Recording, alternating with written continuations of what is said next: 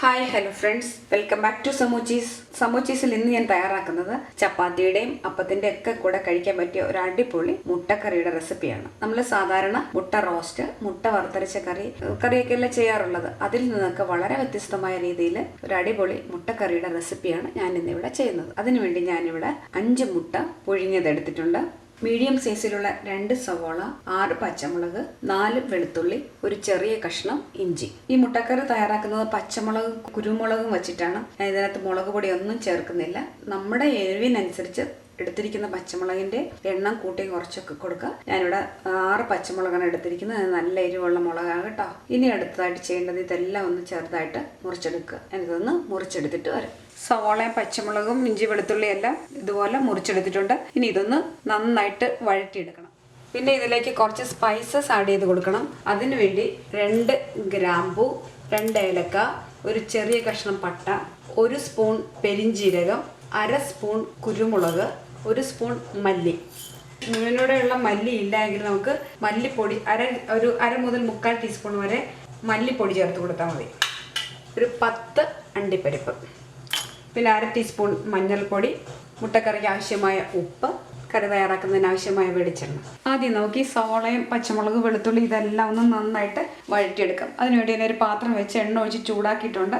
അതിനകത്തേക്ക് നമ്മളെടുത്ത് അരിഞ്ഞെടുത്ത ഇഞ്ചി വെളുത്തുള്ളി ചെറുതായിട്ടൊന്ന് വഴറ്റുക. സവോള ഇതെല്ലാം ഒരുമിച്ചിട്ട് വഴറ്റിയെടുത്താൽ മതി. എല്ലാം കൂടെ നന്നായിട്ട് വഴറ്റുക.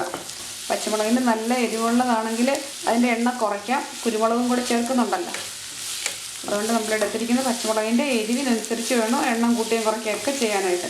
ഇനി ഇത് നന്നായിട്ടൊന്ന് വാടി വരട്ടാം കേട്ടോ. സവോളയൊക്കെ ഇവിടെ ചെറുതായി ഒന്ന് വാടി വന്നിട്ടുണ്ട്. ഇനി ഇതിനകത്തേക്ക് നമ്മളിവിടെ എടുത്ത് വെച്ചിരുന്ന കുരുമുളക്, മല്ലി, പെരിഞ്ജീരകമൊക്കെ ഇല്ലേ, അതെല്ലാം കൂടെ ഇട്ടൊന്ന് വറ്റുക. അണ്ടിപ്പരിപ്പ് എല്ലാം കൂടെ ഒന്ന് വാട്ടിയെടുക്കണം. പച്ചമുളകൊക്കെ നന്നായിട്ട് മൂത്ത് കിട്ടണം, അല്ലെങ്കിൽ അതിൻ്റെ പച്ചച്ചുവയായിരിക്കും. ഇനി എല്ലാം കൂടെ നന്നായിട്ട് വീണ്ടും ഒന്നുകൂടെ മൂത്ത് വരട്ടെ കേട്ടോ. ഇതെല്ലാം ഇവിടെ സവോളയും വെളുത്തുള്ളി ഇഞ്ചി പച്ചമുളക് ഇതെല്ലാം നന്നായിട്ട് മൂത്ത് വന്നിട്ടുണ്ട്. ഇനി ഇതിലേക്ക് ഇതുപോലെ ഒരു 1/4 ടീസ്പൂൺ മഞ്ഞൾപ്പൊടി ചേർത്ത് കൊടുക്കുക. ഇനി സ്റ്റവ് ഓഫ് ചെയ്തിട്ട് തണുത്ത് കഴിയുമ്പോൾ ഒരു മിക്സിയുടെ ജാറിലിട്ട് നന്നായിട്ട് അരച്ചെടുക്കണം. ഇനി നമുക്ക് മുട്ടക്കറി തയ്യാറാക്കിയെടുക്കാം. സവോള വഴറ്റിയ അതേ പാത്രത്തിൽ തന്നെ തയ്യാറാക്കിയെടുത്താൽ മതി. അതിന് ആ പാത്രം വെച്ച് ചൂടാക്കിയിട്ടുണ്ട്. അതിലേക്ക് ആവശ്യത്തിന് എണ്ണ ഒഴിച്ചു കൊടുക്കുക. എണ്ണ ചൂടായി വരുമ്പോൾ അതിലേക്ക് അല്പം കടുക് ഇട്ട് കൊടുക്കണം. കടുക് ഇവിടെ നന്നായി പൊട്ടി വന്നിട്ടുണ്ട്. ഇനി അതിനകത്തേക്ക് അല്പം കറിവേപ്പില ഇട്ട് കൊടുക്കുക. കറിവേപ്പില എൻ്റെ കയ്യിൽ അല്പം ഉള്ളു.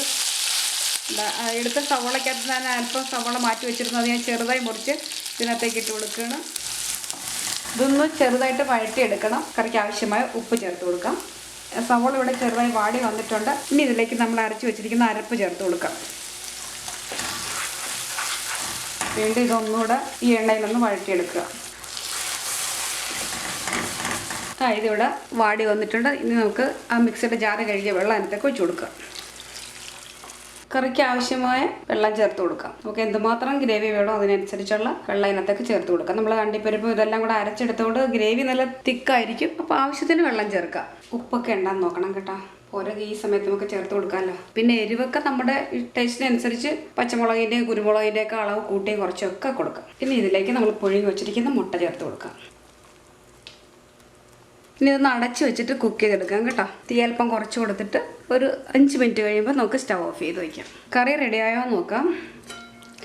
ഇവിടെ റെഡി ആയിട്ടുണ്ട്. നമുക്കിനി സ്റ്റവ് ഓഫ് ചെയ്തിട്ട് ഒരു വിളമ്പുന്ന പാത്രത്തിലേക്ക് മാറ്റാം. നല്ല അടിപൊളി ടേസ്റ്റിലുള്ള മുട്ടക്കറി ഇവിടെ റെഡി ആയിട്ടുണ്ട്. നമ്മൾ സാധാരണ തയ്യാറാക്കുന്ന മുട്ട റോസ്റ്റ്, മുട്ടക്കറി, വറുത്തരച്ച മുട്ടക്കറി ഇതിൽ നിന്നൊക്കെ വ്യത്യസ്തമായ രീതിയിലാണ് ഇത് തയ്യാറാക്കി എടുത്തിരിക്കുന്നത്. ഒരു പ്രാവശ്യം നിങ്ങളിത് ഒന്ന് ട്രൈ ചെയ്ത് നോക്ക്. തീർച്ചയായും നിങ്ങൾക്കിത് ഇഷ്ടപ്പെടും. അടിപൊളി ടേസ്റ്റാണ്. നിങ്ങൾക്ക് ഇഷ്ടമായാൽ ട്രൈ ചെയ്ത് നോക്കിയിട്ട് അഭിപ്രായങ്ങളും നിർദ്ദേശങ്ങളും ഒക്കെ അറിയിക്കണം. അടുത്തൊരു പുതിയ റെസിപ്പിയുമായി നമുക്ക് വീണ്ടും കാണാം. താങ്ക്